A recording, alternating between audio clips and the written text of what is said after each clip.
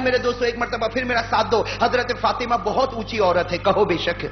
حضرت فاطمہ سے بڑھ کر کسی کا مقام نہیں. عورتوں کی سردارن ہیں, عورتوں کی امیرن ہیں, جنت میں جانے والی ہے, بخشی بخشائی ہے. بلکہ میرے دوستو فاطمہ وہ ہے جس کی وجہ سے اللہ ہم کو معاف کرنے والا ہے. لیکن میرے دوستو یاد رکھنا, جس وقت حضرت فاطمہ رضی اللہ تعالی عنہ کا انتقال ہوا, بھائی سب سمجھنا, جس وقت حضرت فاطمہ رضی اللہ تعالی عنہ کا انتقال ہوا, وفات ہوئی, آپ کو معلوم ہوگا ہمارے نبی صلی اللہ علیہ وسلم کی وفات کے 6 مہینے کے بعد انتقال ہوا. پہلے ہمارے نبی کا انتقال ہوا, وصال ہوا, صلی اللہ, ارے ساتھ میں کہو صلی اللہ علیہ وسلم. اس کے ٹھیک 6 مہینے کے بعد حضرت فاطمہ رضی اللہ تعالی عنہ کا انتقال ہوا. میرے دوستو وہ تاریخی بات میں آپ کے سامنے دہرانا چاہتا ہوں جس کو بیان کرنے والے حضرت ابو ذر غفاری ہے. بھئی بیان کرنے والے کون ہیں؟ حضرت ابو ذر.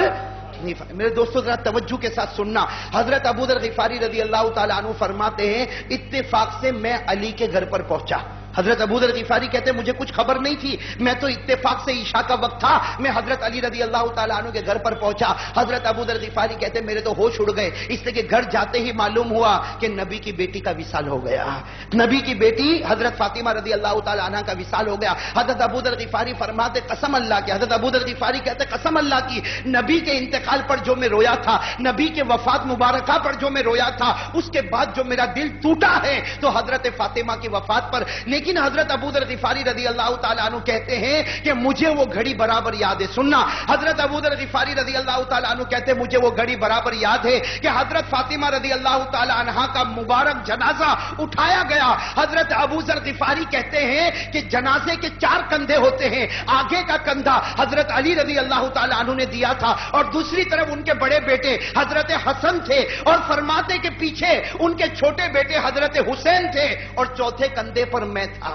حضرت ابو ذر غفاری رضی اللہ تعالیٰ عنہ فرماتے ہم 4 تھے, حضرت علی تھے, حضرت حسن تھے, حضرت حسین تھے, اور چوتھے نمبر پر حضرت ابو ذر غفاری فرماتے میں خود تھا. کہتے پھر آہستہ آہستہ لوگ آتے گئے, کچھ لوگوں نے آنا شروع کیا, لیکن حضرت ابو ذر غفاری رضی اللہ تعالیٰ عنہ فرماتے ہیں وہ نبی کی بیٹی کا جنازہ کیا جنازہ تھا, وہ نبی کی بیٹی کا دنیا سے جانا بھی کیسا جانا تھا. حضرت ابو ذر غفاری کہتے ہیں کہ میں بار بار کوشش کرتا تھا کہ علی کو رونے سے روک دوں. حضرت حسن اور حسین دونوں معصوم بچے تھے, ان کو میں رونے سے روکوں, لیکن ابو ذر غفاری کہتے ہیں کیسے روکوں, اس لیے کہ میں اپنے آپ کو روک نہیں پاتا تھا. حضرت ابو ذر غفاری کہتے ہیں میں اپنے آپ کو روک نہیں پاتا تھا. وہ نبی کی بیٹی کا جنازہ جاتا ہو, اور میرے دوستو اندازہ لگاؤ حسن اور حسین کے دل پر کیا گزرتی ہوگی. بھائی حضرت حسن ابھی بالغ نہیں ہوئے, حضرت حسین ابھی بالغ نہیں ہوئے, ایک کی عمر 7 سال کی, ایک کی عمر 8 سال کی. 8 اور 7 سال کے بچے کو جب معلوم ہو کہ میری ماں کا جنازہ لے کر جاتا ہوں تو بتاؤ ان کے دل پر کیا گزرتی ہوگی.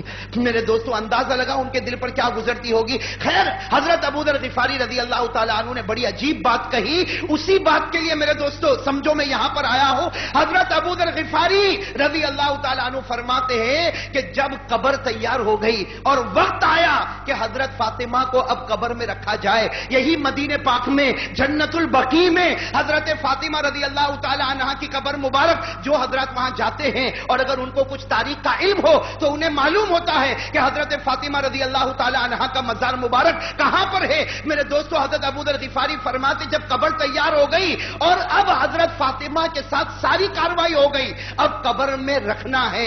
حضرت ابو ذر غفاری فرماتے ہیں اس وقت جب قبر میں رکھنے کا وقت آیا تو میں نے دیکھا علی کو, رأیت علیاً یتململ کتململ السلیم. کیا فرماتے حضرت ابو ذر غفاری کہتے رأیت علیاً یتململ کتململ السلیم. حضرت ابو ذر غفاری کہتے میں نے علی کو دیکھا وہ زمین پر ایسا تڑپ رہے تھے جیسے کوئی سانپ کا ڈسا ہوا تڑپتا ہے. سانپ نے کسی کو ڈنک مارا ہو اور وہ زمین پر کیسے تڑپتا ہے, کہتے ایسے تڑپتے ہوئے علی کو میں نے دیکھا. ابو ذر غفاری کہتے حسن حسین کو دیکھا, دونوں بھائی ایک دوسرے کے گلے لگے اور دھاڑے مار کے رو رہے. اور حضرت ابو ذر غفاری کہتے ہیں کہ میرا دل کلیجے پر آ گیا جب فاطمہ کو قبر میں اتارنے کا وقت آیا, فاطمہ کو عین قبر میں رکھنے کا وقت آیا. حضرت ابو ذر غفاری کہتے ہیں وہ دونوں بچوں کی زبان سے نکلا یا اماں, یا اماں, دونوں کی زبان سے سے نکلا اے میری ماں، اے میری ماں۔ حضرت ابو ذر غفاری کہتے یہ جملے نے مجھے رلا دیا، اور حضرت ابو ذر غفاری کہتے مجھے کچھ سمجھ میں نہیں آیا۔ حضرت ابو ذر غفاری بیان کرنے والے کہتے مجھے کچھ سمجھ میں نہیں آیا۔ کیسے سمجھ میں آتا میرے دوستو؟ نبی کی بیٹی جا رہی ہے، علی جیسا شیر خدا تڑپ رہا ہے، حسن اور حسین جنت کے بچے یہ دونوں رو رہے ہیں۔ حضرت ابو ذر غفاری فرماتے مجھے کچھ سمجھ میں نہیں آیا، میں نے زور سے قبر کو کہنا شروع کر دیا۔ حضرت ابو ذر غفاری کہتے میں نے کس کو کہا؟ علی کو تو کچھ کہہ نہیں سکتا، وہ تو تڑپ رہے ہیں۔ حسن اور حسین کو بھی کچھ نہیں کہہ سکتا، وہ دونوں بچے ماں ماں ماں کہہ کے پکار رہے ہیں۔ بھائی ان دو بچوں کو میں کیسے خاموش کروں جن کی ماں انہیں چھوڑ کر ہمیشہ کے لیے جا رہی ہے؟ اس لیے حضرت ابو ذر غفاری فرماتے جوش میں آ کر میں نے قبر سے کہا۔ کیا قبر سے کہا میرے دوستو؟ وہ سن لو، دل کو ہلا دینے والی بات ہے۔ حضرت ابو ذر غفاری رضی اللہ تعالی عنہ نے کس سے کہا؟ بھائی ساتھ میں کہو، کس سے کہا؟ قبر سے۔ کیا کہا؟ یا قبر اتدری من التی جئنا بہا الیک، ہذہ بنت رسول اللہ، ہذہ زوجۃ علی، ہذہ ام الحسنین۔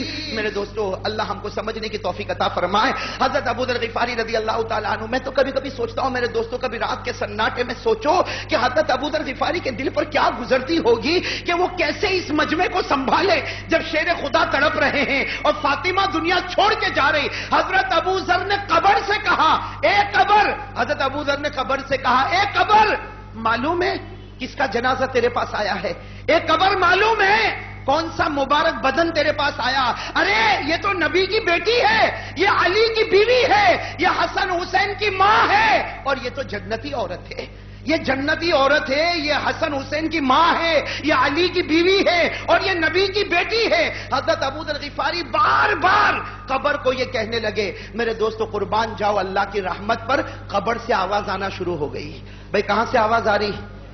حالانکہ قبر کبھی بولنے والی نہیں، لیکن اللہ جب بلانے پر آئے تو سب بول سکتے ہیں۔ بھئی اللہ جب بلانے پر آئے تو سب بول سکتے ہیں۔ قبر سے آواز آئی، قبر سے آواز آئی۔ کیا آواز آئی؟ یا ابا ذر ھذا لیس بیت حسب ولا نسب، انما ھذا البیت بیت العمل الصالح۔ قبر سے آواز آئی ابو ذر خاموش ہو جاؤ، یہاں کسی کی رشتہ داری مت بتاؤ، یہاں خاندان مت بتاؤ، یہاں یہ مت بتاؤ کس کی بیٹی ہے، کس کی بیوی ہے، کس کی ماں ہے، یہاں یہ بتاؤ کون سے عمل لے کر ہمارے پاس آئی ہے، یہ بتاؤ کون سے عمل لے کر میرے پاس آئی ہے، یہ مت بتاؤ کس کی بیٹی، کس کی ماں، کس کی بیوی۔ یہاں تو قبر کا معاملہ یہ دنیا میں معاملہ ہوتا ہے، خاندان اونچا، بنگلہ اونچا، بلڈنگ اونچی، قبر کے اندر سوائے کفن کے کپڑے کے کچھ بھی نہیں ہوتا، اور اگر گنہگار ہے تو 1 گھنٹے کے اندر کفن کا کپڑا بھی چیرا چیرا کر دیا جاتا ہے۔ میرے دوستو آواز آئی ھذا بیت العمل الصالح، یہ تو اعمال کا گھر ہے، بتاؤ کون سے عمل لے کر آئے۔ میرے دوستو میں اللہ کے گھر میں کھڑا ہوں، جمعہ کا مبارک دن ہے، سننا جو میں کہہ رہا ہوں سنو۔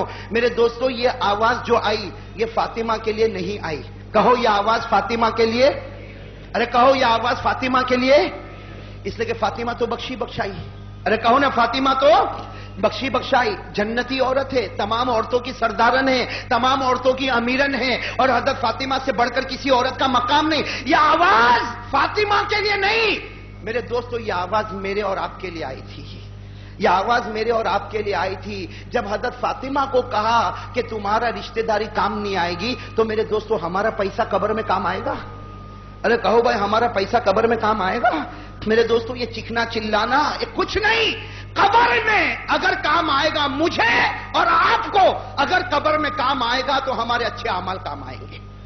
بھئی یہ بات یاد رکھنا، یہ اچھے اعمال کے سوا کچھ قبر میں کام نہیں آئے گا۔ میرے دوستو اگر آج ہمارے پاس لاکھوں کروڑوں کی عمارت ہو، ہمارے پاس بڑی بڑی بلڈنگ ہو، ہمارے پاس بیوی ہو، ہمارے پاس بچے ہو، قسم اللہ کی قیامت میں کام آئے گا تو صرف نبی کی